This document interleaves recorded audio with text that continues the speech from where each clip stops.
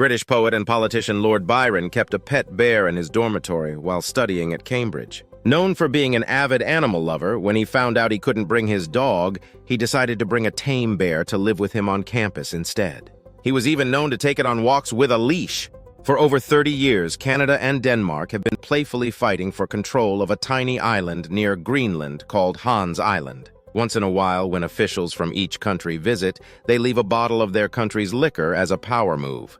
Before alarm clocks and way before smartphone alarms, there were people called knocker-uppers who would literally knock on people's windows to wake them up in time for work. Up until the 1970s, knocker-uppers used a long stick, soft hammers, rattles, or even pea shooters to reach their clients' windows.